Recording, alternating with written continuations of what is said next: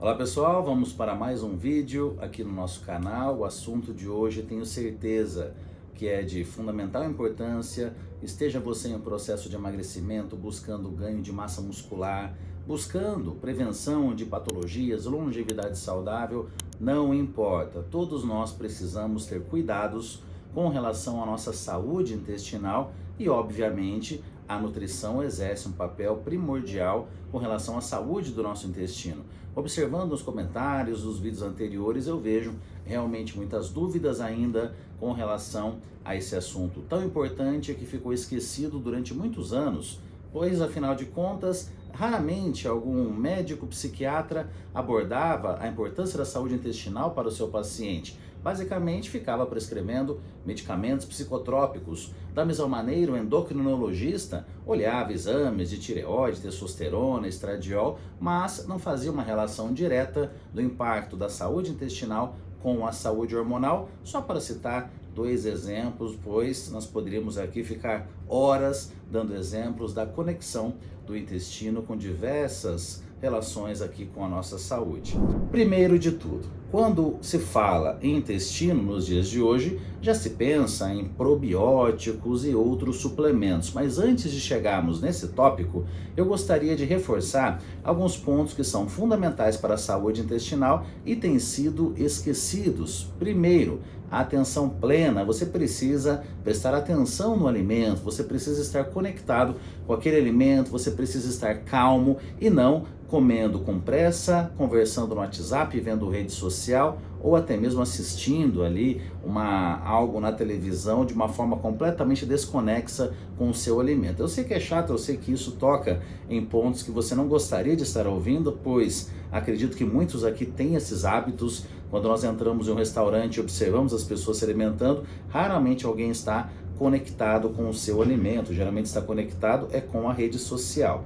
O ideal realmente seria, antes da refeição, dar uma pausa, fazer um agradecimento, alguma breve oração para acalmar o seu sistema hormonal ao ponto de ele estar apto para metabolizar os alimentos. O sistema digestivo começa na questão sensorial, você olhar para o prato de comida, ter ali algo agradável, remetendo o cheiro, a forma como aquele alimento ele foi preparado, e a partir disso você começa a salivar e começa o processo digestivo. Olha que interessante, antes de você colocar a comida na boca, o seu corpo já deve estar preparado para receber o alimento.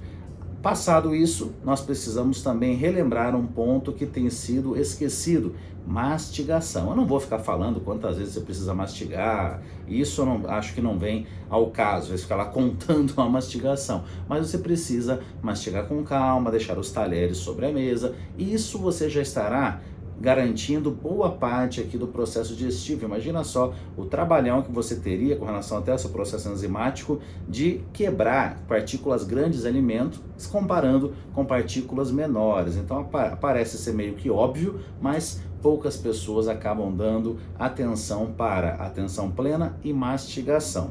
Depois disso, podemos aqui falar sobre outros aspectos que se envolvem diretamente aqui a maneira como você vai distribuir alimentação ao longo do dia, nutrientes, etc.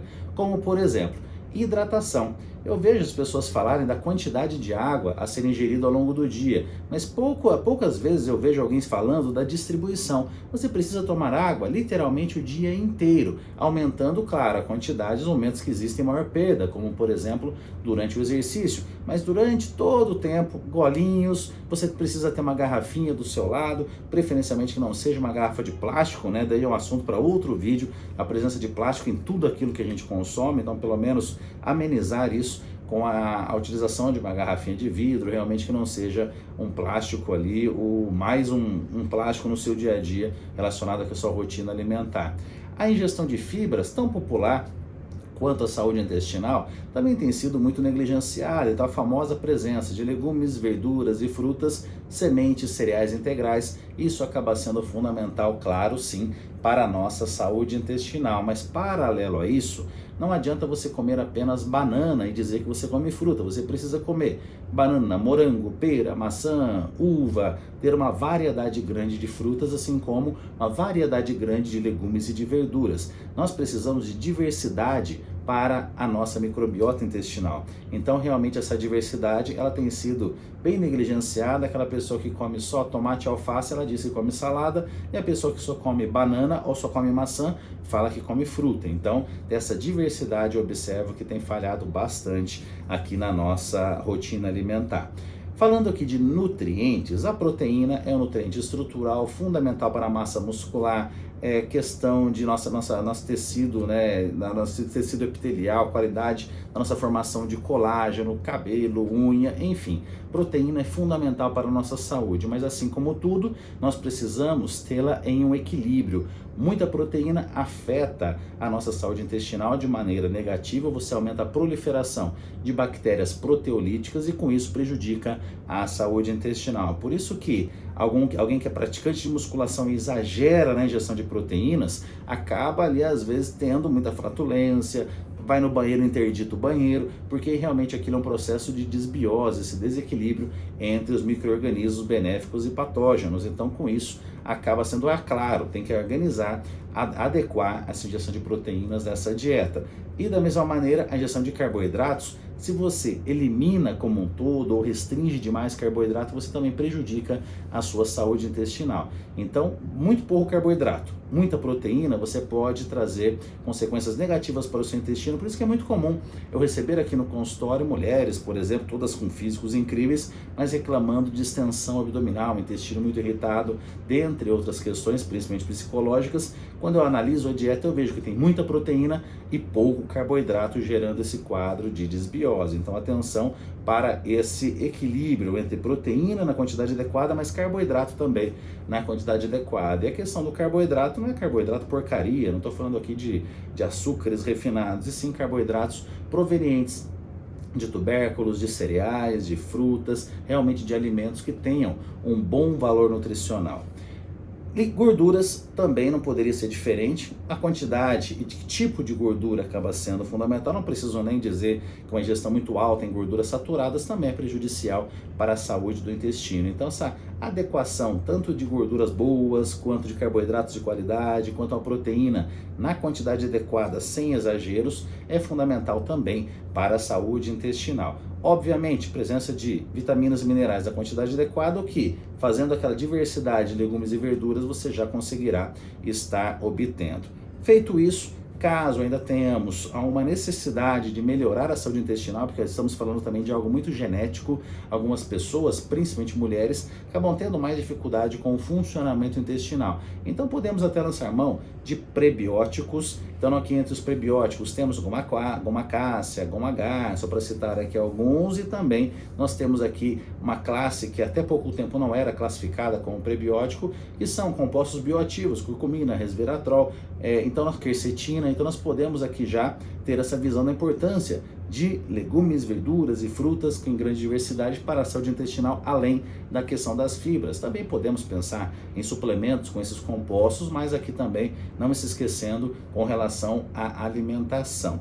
Então, temos aqui a possibilidade de prebióticos que auxiliarão na produção de micro-organismos benéficos aqui no nosso intestino, e também temos a possibilidade da suplementação com probióticos, que são realmente os micro-organismos vivos. Mas vamos deixar a suplementação de probióticos como uma cereja do bolo para uma situação que os demais itens anteriores já tenham sido adequados, e em casos mais específicos. A nutrição esportiva, por exemplo, tem lá o planejamento de treino de um atleta, e ele terá 3 meses do ano de muito treino, muitas viagens, competições mais intensas. Então eu posso dar um suporte maior com probióticos para ele naquela fase, pensando principalmente em otimização do seu sistema imune, recuperação e também recuperação muscular, e também prevenção, obviamente, aqui de qualquer tipo de gripe, resfriado ou algo que possa prejudicar ali a sua performance, mas é algo mais específico.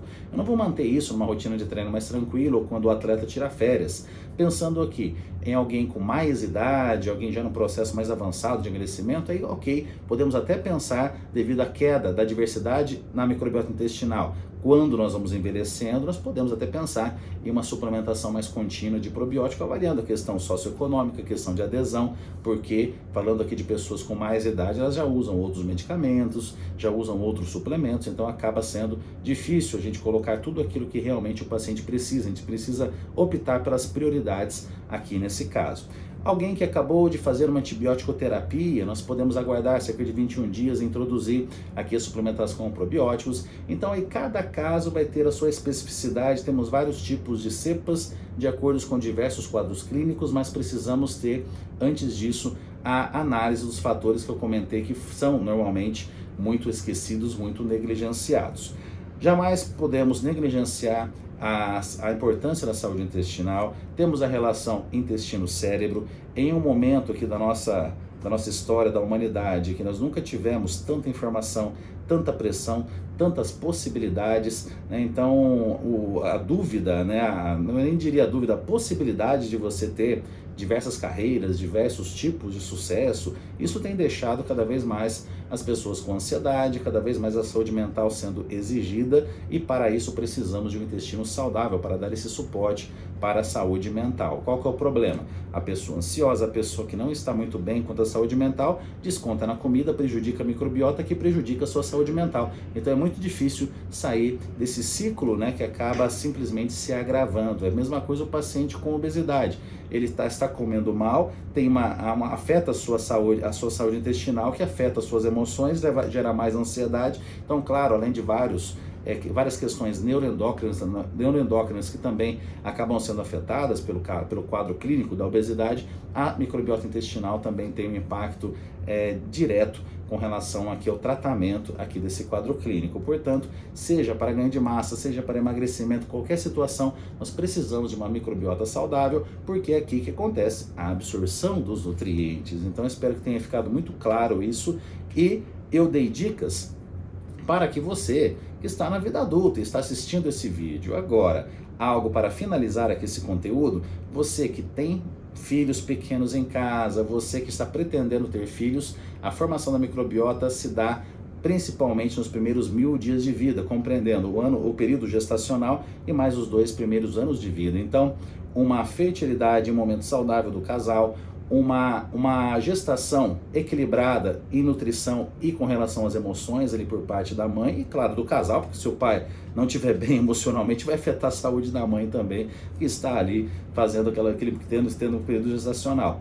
O tipo de parto, temos aqui a questão da amamentação exclusiva, especialmente nos primeiros 6 meses de vida de forma exclusiva, uma introdução alimentar com qualidade, um ambiente familiar também saudável, então contato com pessoas na casa com patologias, pessoas que não têm hábitos saudáveis, vão prejudicar a formação da microbiota do bebê. Então, aqui esse vídeo é informativo para você que tem seus 20, 30, 40 anos ou mais, não importa, mas também pensando aqui nos seus futuros filhos, você que tem em casa, você que é uma gestante, você que está amamentando, você que tem uma criança de 1 ano em casa, então realmente que tenha essa consciência da importância da formação da microbiota, porque realmente uma microbiota bem formada quando bebê, esse bebê terá o grande benefício ao longo da vida com relação ao sistema imune, com relação à predisposição a diversas doenças. Então será um bebê o que se tornará um adulto muito mais saudável. Deixe aqui comentários sobre novos vídeos, sobre novos assuntos, conteúdos, que eu vou elaborando aqui os vídeos a partir dos conteúdos que vocês vão solicitando. Grande abraço, pessoal, espero que tenham gostado.